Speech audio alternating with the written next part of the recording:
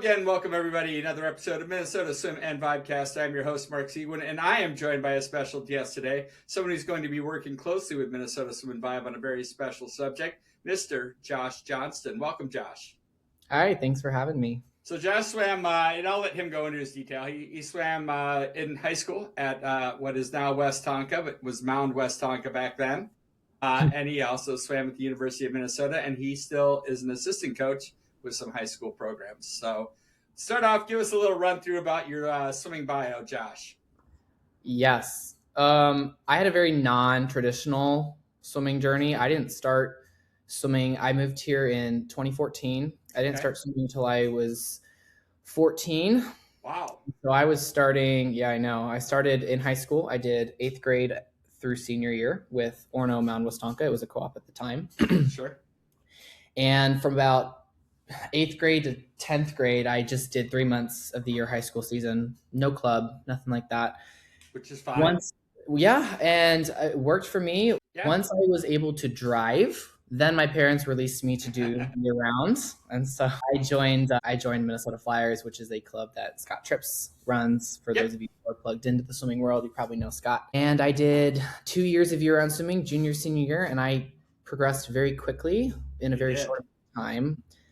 Went to nationals those last couple years of high school, and before I could even blink, I was being recruited, and I ended up at University of Minnesota, where I swam for 4 years, had a great college career, and now it's all in the past. Yeah, but you're still connected quite a bit to the sport, right? You're still coaching. So I had the kind love of all over the place, right? I know, I scurry around like a rat. The love of the swimming for me never went away. So I know some people, when they finish their careers, they're done. And that's great. Totally okay. That for me, I was like, I want to now pass on what I have learned. And so after graduating, I took a gap year before going back to school, which I will start this summer. But I decided to come back to the high school that I swam at and give back and coach. I did West Tonka girls, Orono boys. I've also coached in the summertime as a college job. I've been involved with Western Swim League Country Club Swimming, which is a real fun experience. If you guys don't know what that is, I highly recommend you look into it. It's a lot of fun to be outside every day with some 8-year-olds trying to teach them how to swim. And some of the most legit coaching relays I've ever seen back in the day. Because there was a lot of like elite swimmers that were working those jobs. And when we'd have the coaching relays, they'd be fast. I intentionally hire people that I know are going to help me win the coaching relay. We have a very strong and proud tradition of having a successful coaching relay. That's so awesome. When I'm hiring somebody, first I look at their resume. I go, I don't see times on here. I don't see times. Exactly. Okay. I expect a swim cloud link with your resume. Swim cloud link, the works, and then I look at your qualification. Yeah. After that, that's just gravy. If they can actually save a life or anything like that or instruct swimming, bonus. Yep. All right, so let's tell everyone what you're going to be helping out with here. What's your passion and your project that you're going to take on? All right, so big picture, I'm interested in college recruiting. Okay. Because I remember what it was like to go through the college recruiting process. Again, as a non-traditional career in high school, my recruiting process was a whirlwind, and it just... like I said, I blinked and I was being recruited, and it just felt very overwhelming. And so I'm very sympathetic to the fact that for about 85 to 90% of college prospects, the recruiting process can feel very overwhelming. Absolutely. And my goal is to create and facilitate with you, a space through Minnesota Swim and Vibe that is essentially a one-stop shop where Minnesota athletes can go and they can have their questions answered about recruiting. We will provide resources about what the recruiting process might look like, what you can expect. And then we also want to provide tools that might help you jumpstart your recruiting process. If you decide, hey, I do want to swim in college, where do I start? We're going to be your one-stop shop and your launch point for that. That will help you then get connected to college coaches. So that way you can enter those conversations better equipped than going in blind. Yeah. And I know when we started talking about it, my head started going this is an amazing idea, because not only is for anybody, the process is overwhelming, but the process can mean a lot of different things for a lot of different people. It could be as simple as, can I even swim at the next level? I don't think I'm quite done yet. What does that look like? I'm being asked by all these coaches whether I want to come swim there, and I have no idea what this is all about. Right? It's just so many different options, and it's like I said, when I was swimming, it was much different. When you were swimming it was still a little different than it is today. Oh yeah. But go ahead, talk a little bit about that. Well, so I mean, I think back 5 years ago, and Yeah. that was actually a little bit longer than that, maybe 6 years. Now I sound old. But when I went through my recruiting process, it looked a certain way. Yep. COVID, on top of that, it looked very different from Sure. what the norm was. But even in those 5 to 6 years now, the recruiting process has changed again. Yeah. Because of house and because of all of these factors, the monetization of the college experience has changed how programs across the division levels will look at college prospects. And so, again, in the spirit of it can be very overwhelming unless you're at the top of that pack where you just have coach after coach after coach reaching out to you.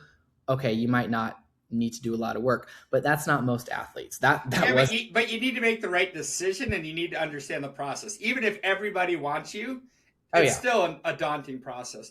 Talk a little bit, and you and I and people that are on swimming all the time just call it house, right?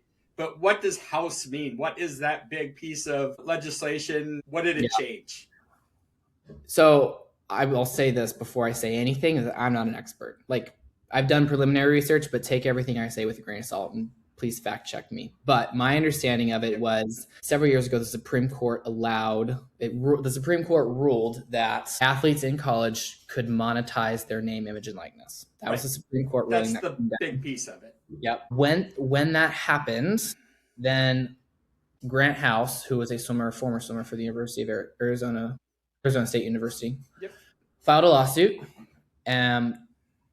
Essentially, I couldn't even tell you what the lawsuit was really about, but the end outcome of the lawsuit was that a lot of college programs owed the NCAA a lot of money. Yes. And it changed the recruiting landscape because the money changed. And now it set limits on rosters, and it set a lot of rules regarding how much money can be spent and what the recruiting rules for athletes are. And it was sort of this trickle-down effect where there was a lot of unintended consequences from that decision in the Grant House case that affected college programs in ways that either weren't anticipated or were just hidden in the weeds of the lawsuit. Yep, absolutely. So I think the big things are, if you wanted to categorize it, it's roster limits, how many people can be on a roster, and it's the amount of money available to those people that are on the roster. So there's a lot more financial thought that goes into the process of recruiting from the college standpoint now, right? They've got a pocketbook of money that they can use and a limited amount of roster spots,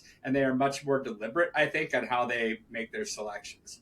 I think that's kind of like what I get out of it. So, and that's at the D1 and D2 level, correct? That's not just... I don't know if it's trickled down to D2 yet. Okay.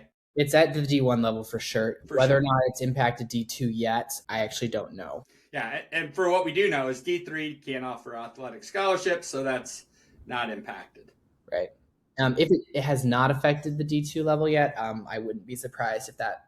It all trickles down, right? Yeah, exactly. So... essentially what it's done for college prospects is it has made entry into the recruiting process harder. Yeah.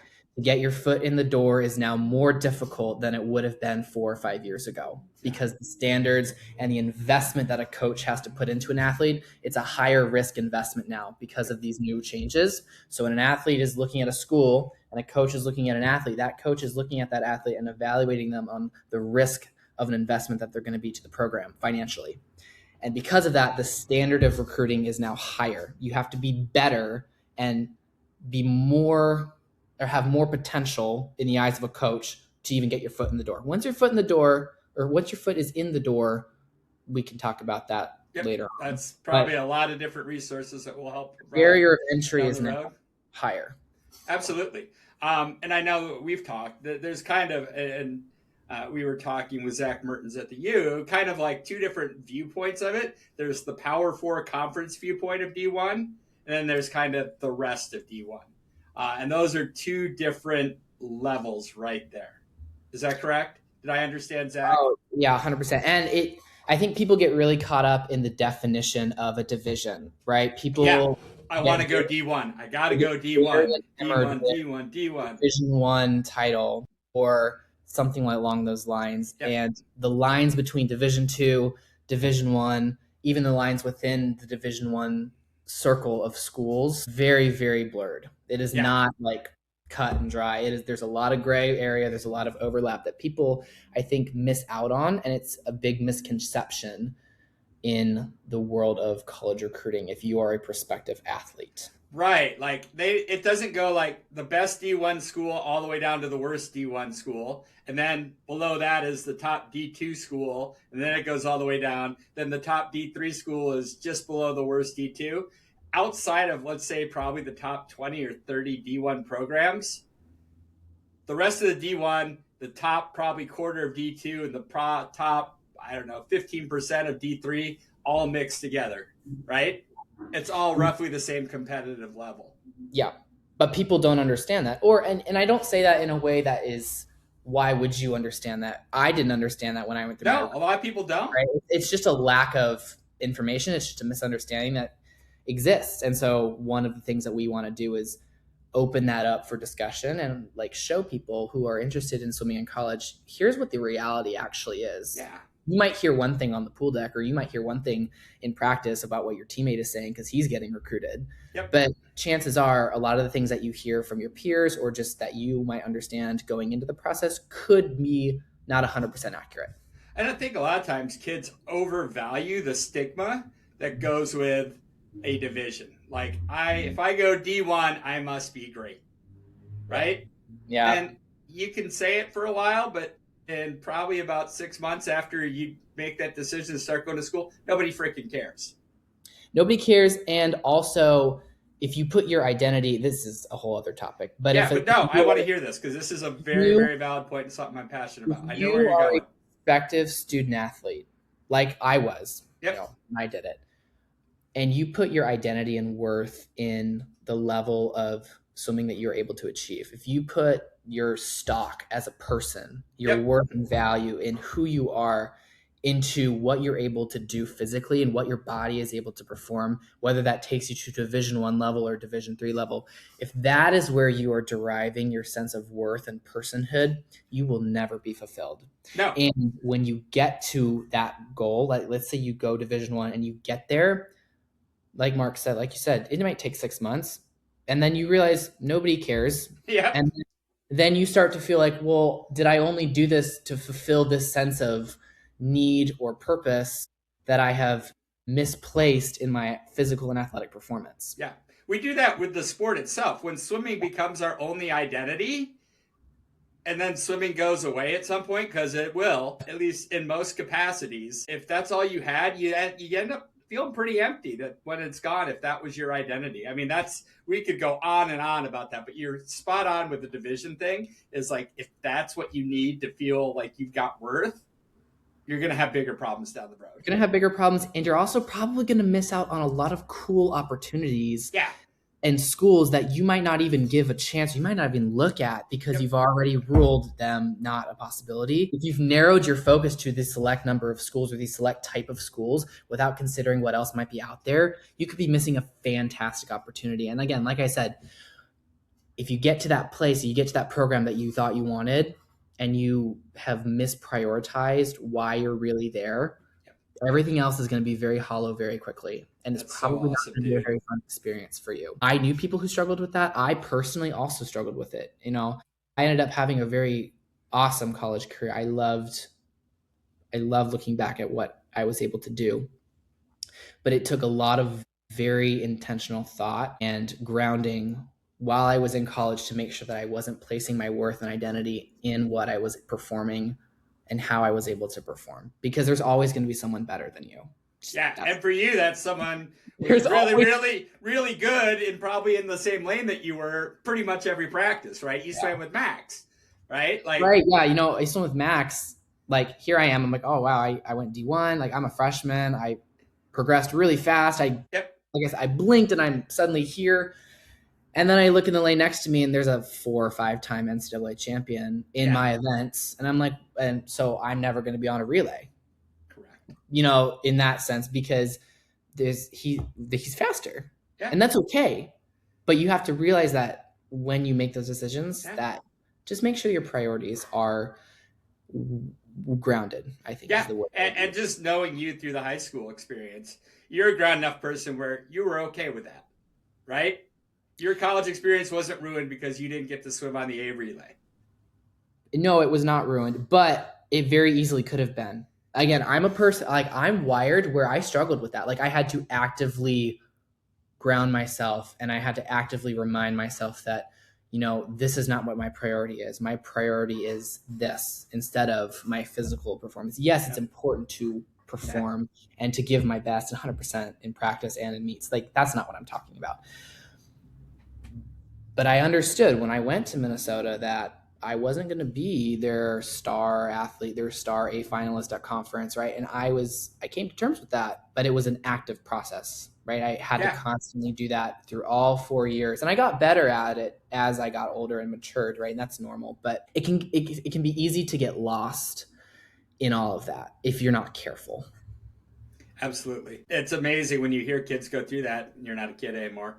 But I knew you as a kid going through that, and they come out the other side with that beautiful perspective of everything. And I'm like, that's what success to me looks like in the sport. I have no idea how fast you went in college. I barely can remember how fast you were in high school. The only reason I do is still think you have a record up in the Delano pool. But yeah, I mean, other than that, he's a breaststroker. I forgot about that. He did something, but yeah, that's good stuff. Let's go back to your own recruiting. What are one or two things that you can share that were mind blowing to you during the process that you were like, I had no idea? Okay. The way I learned, this is something that I only learned in hindsight, like after I was done recruiting, and honestly, only recently. Everything that you do, coaches are watching, even if you don't think they're watching. Oh, yes. This is all the way from swimming to your personal life to your academics. When you are engaged in a college recruiting process, you as a prospective athlete are in the spotlight of the eyes of these coaches, and they're looking at everything, and they're going through your life with a fine-tooth comb. And that's not to scare you as a prospective athlete, but it's good to understand that your actions and the way that you do and live your life in and out of the pool, more likely than not, are going to get back to these coaches one way or another. Yeah. Whether it's through your coach, or whether it's through talking to your parents, or whether it's talking to a peer, right? Whether it's them just watching you at practice and how you behave and how you engage with your teammates, right? It's not just about times. People get really hung up on times and only times. And that's, of course, a big and important factor. It's a piece, absolutely. It has to be a piece, but coaches are looking at more than that. And they were very, very quick to make a decision about whether or not you are going to be a good fit for their team culture. And I guarantee you that any college coach, if they have two athletes who are pretty similar time-wise on paper, they're going to go and make their decision based off of who's going to fit better in their culture. Yep. Yeah, I think one of the things, and it might have been the Zach conversation we had, but talking about looking at how they swim events that they normally don't swim. Like middle of the season, off event, do they mail it in, or are they giving it a roll and seeing what they can do in it, right? They watch that stuff. They want to see that you keep trying and you're doing your best, not just like, oh, I suck at this event, I'm just going to slack off in it and just be done with it, right? Yeah, they're looking for people who have the character and attitude to contribute to their team, and the character and attitude to get better, right? Understanding that you're not going to be the best at everything in high school. You're never going to be the best. Are you coachable? How do you respond to adversity when you don't have a great swim, right? How do you train and get better at the little things that may not look like much at one given time, but over the course of 6 months are going to add up, right? Yeah. I mean, throughout this whole subject and talking to people, the term coachability, I think, has come up so much. Like, they want you to be coachable, not sound like you're coachable, but to actually be coachable, to be a person that will proactively seek input. When you get it, will think about it and make adjustments based on that, and trust your coaching and trust the process, not just saying the coachability pieces that you think will get you in the door. They'll know. They'll know Yeah. if you're coachable or not, right? And I think another thing that you point out is the conversation with your coaches. They will reach out to your club coaches and high school coaches and have conversations before Yep. investing into you. And most coaches I know will be quite honest on those conversations too, the good and the bad. Yep. When I was getting recruited, because it was during COVID, like peak of COVID, I wasn't able to swim for quite a long time, right? Like in the middle of my junior season, going into senior year, like that peak recruiting area. When I finally did get back in the water, I was actually practicing with Scott at the U of M with one other of my club teammates who had college potential. Yep. At least had the interest to swim in college. Everyone else in that small practice group were actually Gopher swimmers that Scott was coaching. And the head coach, Kelly, would be on deck kind of with Scott, kind of just watching, supervising, not really coaching. Yep. He wasn't allowed to coach me as a high school athlete. Sure. But he was watching every day. And so I would show up, and how I engaged with both my teammates and then the college swimmers, how I engaged with Scott, how I responded to feedback. Kelly was watching all of it. And I know for a fact that Kelly and Scott would talk on deck while, I was swimming or while my teammate was swimming about us. And Kelly was asking them questions about what kind of swimmers are we? Not just how do we train, but what kind of swimmers are we in, do we show up to practice? Do we show up to the optional morning practices?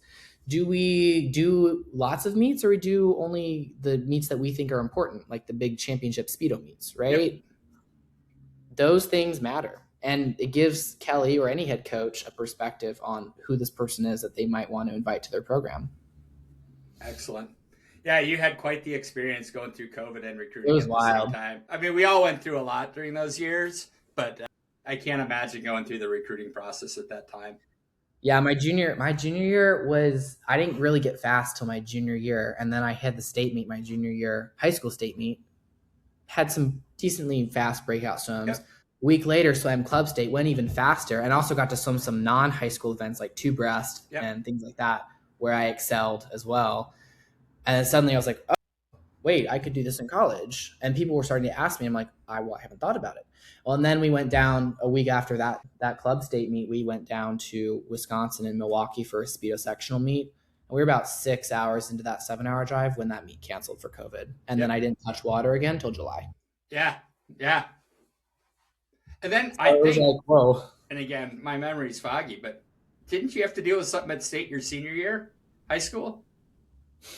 My senior year high school state, we didn't compete at state. That's right. Because we had a positive COVID test on our team. That's what it was. The morning of. Yeah.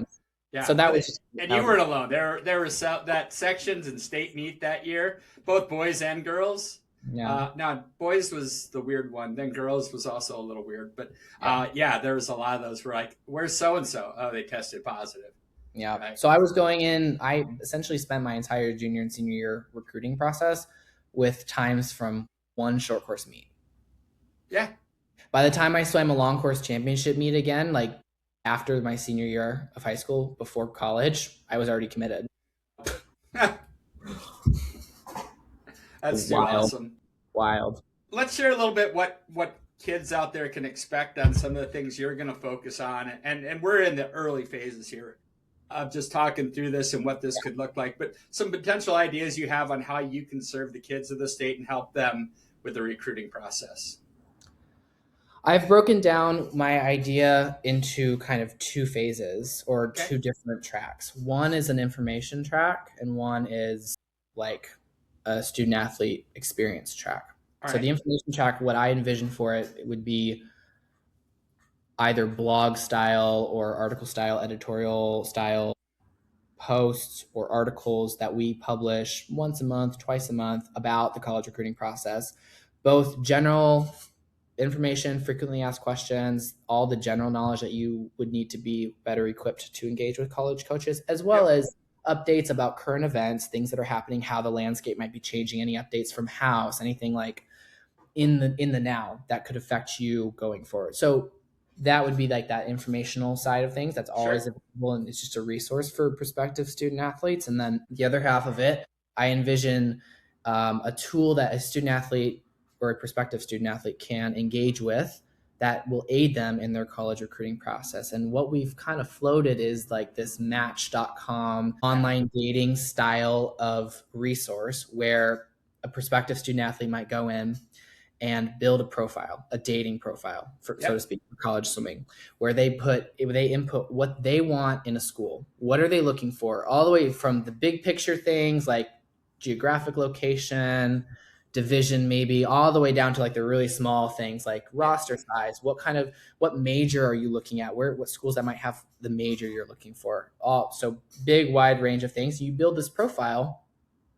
And then on our end, we run it through our software and program where it can then match you with schools that are going to be the best fit for you based off of what you have told us and what your profile says. And then you get the freedom to go swipe left, swipe right. Yep. Is this and kind school? of build your college list essentially. Yeah, like these are my perspectives based on what I know. It might not be your final list, but nope. But it's a tool. And then hopefully it allows for, we touched on this earlier, but hopefully it will be a tool that allows you to look at schools that you might not have considered just because of a prior misconception or a prior notion that you have going into your recruiting process. And then suddenly you get a list of schools that are the best match for you. And you go, I didn't even know this school existed. Let me check it out. Right. So it's broadening your options and it's a tool for you to use. Yeah. And two things I think are that's a great breakout because the information I think is phenomenal because there's a lot of, and I think they're valuable in some aspects, but people and groups out there that for the right price, they will guide you through the recruiting process. Right. Yep. It's usually a couple grand. Yeah. And it doesn't fit everybody. Nope. And it might not be the right investment, and what you pay for and what you get may be a little different. But that's their business model, and they do that, and that's great. I think, the standard Minnesota Swim and Vibe price of free information is what we'll probably charge, but we'll have it out there, and it won't be as buttoned up and super polished like the people that do this for their career, but we're going to give you as much as we can, and we're going to use the resources that we have to make it as good as possible for the kids in the state, right? Absolutely. So I love that. Yeah. And like I said, I have this desire to give back where I leaned on so many people and there were so many people who invested into me to get me to where I ended up in my swimming career, all the way from my parents when I was first starting out to high school coaches and teammates to college coaches and my college teammates. Everybody played a part that made me the person that I am and got me to where I was when I finally retired. And now I want to give that back and pass on, so to speak, what I have learned in hopes that somebody out there can benefit from what I have to say or what we have to say or, whatever. Yeah, I think we all, after our swim careers, kind of wrap up at some point, not right after, maybe not even a couple years, have this reflective moment of like, you kind of see everything that you learned along the way. And then you kind of flip back and go, God, I could have benefited myself if I knew all this earlier on in the process, right? Like if I could time travel and old Mark could go visit young Mark, I would have TP'd a lot less houses, facts. But there's knowledge I would have loved to have along the way. Not that I didn't survive, but it would have been really cool. And now that we have this opportunity, whether it be in the passion for the subject in the sport or the time occasionally to invest back, it feels right to give back. It does. And like, it's a way of saying thank you, right? It almost, to me, it would feel selfish not to, not that everyone has to. No. But I have so much that I want to share. And when I coached high school this past year, I got a lot of this where I was on deck with these high school kids every day. And I'm not, in the grand scheme of things, I'm not that much older than them. There's a big maturity gap. Yep. No, Grace and I had this conversation last week. Right? Oh, yeah. There's a blurry line between whether she's their kind of friend or not. And when it's like someone my age, I'm not your friend. Right. So, but yeah. But you're right. You're roughly in the same ballpark. You speak the same language. It's recent enough for me where I can go, here's what my experience was. And so anyways, my point with that story was I got a lot of questions from the athletes I was coaching about college recruiting or, what did you do in this situation? Or how did you know what to do? Or how did you decide to do this X, Y, and Z? And, I'm answering it to the best that I can, but I'm like, what if there was some way that we could just give this to you guys, to everybody. And Yeah. such a desire for that knowledge from so many student athletes when I was coaching this past year in high school. Yeah. We go, there's got to be more kids out there who want to know, who are ready and who want and are eager and are hungry for it. They just don't know where to start, or it's just daunting, and there's that sinking feeling in your stomach. I remember that. Well, I think also if you're not that uber elite athlete, there's a Yes. level of proactivity that you need to begin that process. Yep. Right? They're not like coaches just sifting through swim cloud looking for everybody, unless you're a top probably 100, 150, 200 athlete in the country, then maybe, but you have to start a lot of these conversations. People don't even know how to do that. Right. And it's just advocating for yourself at the end of the day, and marketing yourself. It is. To a 16-year-old or to a 17-year-old, like I was, it can be a little bit overwhelming, especially you've got school going on, you've got your own club meets you're worried about, you're still training, you've got all your extracurriculars, right? You still have time to be a kid, so to speak, without the added stress of trying to market yourself to all these college coaches, right? Yeah. So it's just something that we can do to make that a little less burdensome. And I think help them when it comes to marketing yourself, help them develop a clear picture of the full self they are and what they bring to a program, not just I'm X and Y in these two events. Look at me. Because we know that doesn't get you there. No, it doesn't. If you have, I was pretty much only a breaststroker. I didn't really swim anything else. Your backstroke was super legit. What are you talking about? Oh, if only they weren't back-to-back events. I know. Whatever. You were your own first half of a medley relay. I swam backstroke on my state high school medley relay every year. Your underwaters were super amazing, right? Anyways, but as someone, when I'm looking at college, and I'm really only good at two events, 100 and 200 in a stroke. Yep. If that's all that I'm marketing, or if that's all that I'm putting out there, is I'm in high school, I'm a junior in high school, and I'm a 201 and a 5,500 breaststroker. Yep. And that's on the faster end of things. Yeah. Most coaches are gonna look at that, and they might reach out, or they might see that, they might, their interest might peak. Not. You have to do the work of presenting yourself and marketing yourself as a person, as how you train. What are you going to contribute to the team culture every day? How are you going to lift up 30 other young men or young women on a team when you get to college, right? Yep. College coaches care about that because they care about their team culture. That's a very important thing for coaches. Yeah. And so they want to know, all right, we can see your times. How do you train? What does your coach have to say about the way you show up in practice? What do your parents have to say about the way that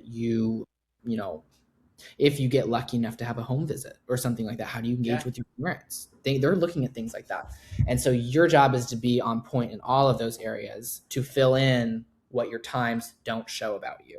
Because there's a lot. 55 and 201 is there's 50 of those out there, right? That's a dozen, right? And if you're competing with 50 to 100 other guys who go those times, you've got to stand out somehow. Absolutely. We could go into Swim Cloud right now and pull up those times, and we could find an endless list of people that are within a half second either way of that. Yeah. Right? Easily. That's a great point. Before we wrap up, anything else you want to share, or you want to maybe unveil anything that we're looking forward to here in the next month?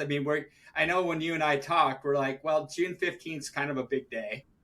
June 15th is that big day. And for those out there, can you explain what that is? Yeah, if you don't know, June 15th is the day that the recruiting cycle will open for the upcoming recruiting class. So rising juniors, right? If you are currently a sophomore in high school and you are going into your junior year next fall, June 15th is a big day for you this year if you're interested in swimming in college. So that's kind of our target goal, to have a lot of this stuff rolling out so that these resources are available for you, and also for those of you who are entering your senior year of high school too, who have already either been involved in the college recruiting, or maybe you got to your senior year and you're like, maybe I do want to swim in college. Yep.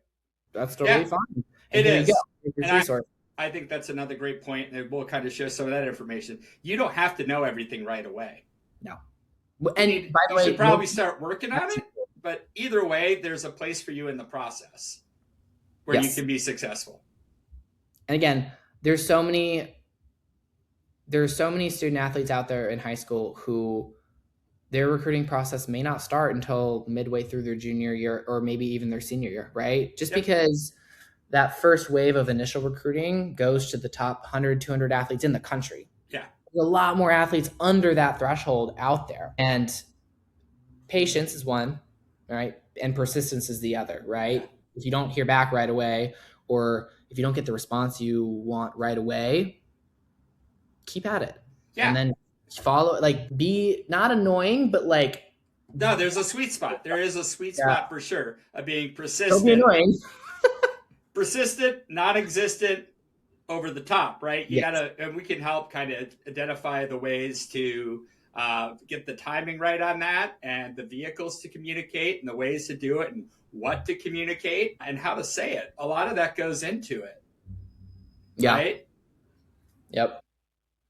And sometimes coaches will, I'm not going to say ghost you, but make you wait a little bit to see if you do come back, right? How bad do you want this? Yeah. Again, this goes back to if you're competing with 15 other people yep.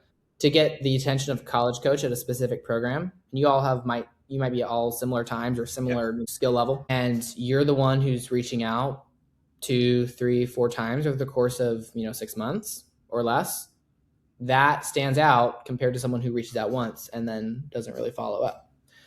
So in terms of marketing yourself, which is kind of what we've been talking about, that is important. And then the other thing I would say coming up to people who are looking to either start their recruiting process or continue through the recruiting process is do not ignore the significance of a long course season.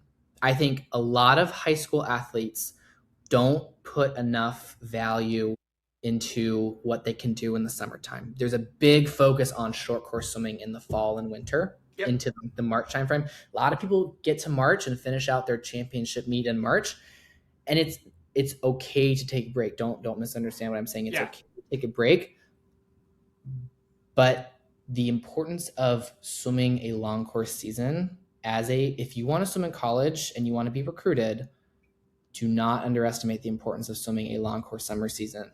Right? Training through the summer, swimming in as many long course meets as you can, right? Not just 1 or 2. And again, I understand that there aren't as many long course meets in a given season as there are short course meets. But if I were going through the recruiting process again right now and I was a junior in high school, I would swim every long course meet opportunity I could. Yeah. And I would swim as many events as I could. And I remember being a junior in high school and a senior in high school and not wanting to do that because I didn't like long course. And I'm like, I don't want to swim 6 long course events at this meet that Yay, 400 IM long course. Woo! But looking back, coming up on the summertime, really use the long course season to your advantage. It can differentiate. Performance-wise, for sure. Yeah, and I think that has to be in alignment with what your end goal wants to be. If you just want to go somewhere and swim, it's okay to just use summer as either an off time, a wait time, a training time, maintenance time, although I don't think maintenance really exists in swimming. I think you're either sliding backwards or creeping forward, but just to kind of do something or make it social, that's great. If you are looking towards making in the upper levels of college swimming, long course has to happen. Yeah. Right. Again, I speak from my experience, but yes. I'm just talking to coaches. It depends on what your end goal is, for sure.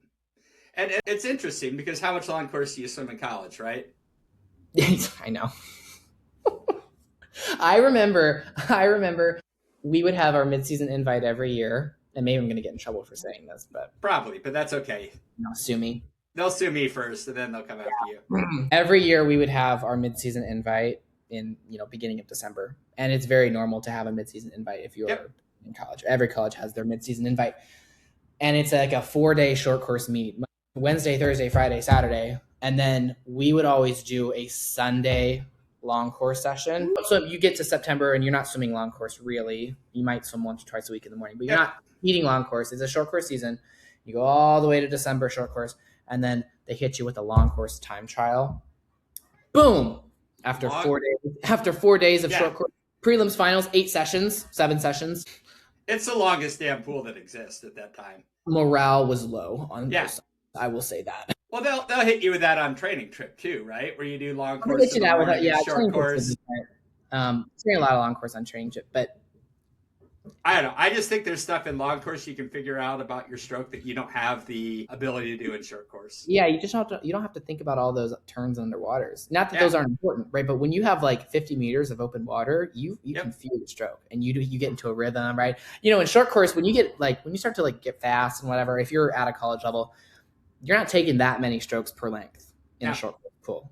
And so that's why I've always said, and I will continue to say, that a short course season or a short course competition, 60 to 70% about your underwaters. Yep. Depending on what event you swim. Arguably, it's really turns underwaters with a little bit of swimming on top. Long course is very different, obviously. And so you get the opportunity to think about your stroke. I'm someone who loves to count my strokes. Big stroke counter. Yep. Not everybody is, but I'm always an advocate for knowing your stroke count, adjusting, tweaking, and playing with your stroke count in practice. Yeah, no, I think that's great. So for me, in a long course pool, that was always fun to do because I got to get in sort of a groove, and it was fun. But in college, you don't swim that much long course, or you don't compete that much long course. No, but it's important to have on your resume going into the recruiting season. Yes, they do look at your long course progression for sure. But that Sunday, man. I can only imagine. I can remember the 2 weeks down in Florida on training trip. I'd be like, God, I hate this stuff. Pool's so long. And you've had like inadequate fueling because you're racing 7 sessions in 4 days, and you've swam 3 or 4 events plus your relays, and then you get to, and they're like, oh, well, you're going to time trial the 2 breast on Sunday. You're like, oh, that's outstanding. Oh, that's great. Thank you. I just remember long course. It takes like a week to get used to the intervals in practice. You're like, oh, that doesn't seem so bad. We're doing 50s on the 40. And then you're like, oh, that's horrible. Right? We would always do, okay, so we would start, when everyone would come back in September, this is in college, we would always have like a 4-week return to swimming program. And it was always in reverse IM order. And so we did like first week was freestyle focused, second week was breaststroke, third week backstroke, and like our final week was a butterfly focus. And that was sort of our return to shape, return to swimming playbook. And they would hit us, we'd come back. By the way, just so that you know, I'm probably the worst flutter kicker with a board on the planet. I believe that to be true. Yeah, actually, like if you give me a kickboard and tell me to flutter kick on my stomach, I will be lapped by like every age grouper on the planet. Yeah, that's okay. And they would hit us like the morning practices of that first week of freestyle focus would be long course. And they would hit us with these kick sets to flutter kick 10-50s on 50 flutter kick. Long course, I'm getting lapped. Yeah. I'm not making the interval. I'm like, am I good enough to be here? Like, is this like what we're supposed to be like? Yeah. And so I feel like a fool. Then we get the breaststroke, and then every other person except the breaststrokers gets to feel like a fool. So it always works out in the end. It does. But it's no joke. That's funny.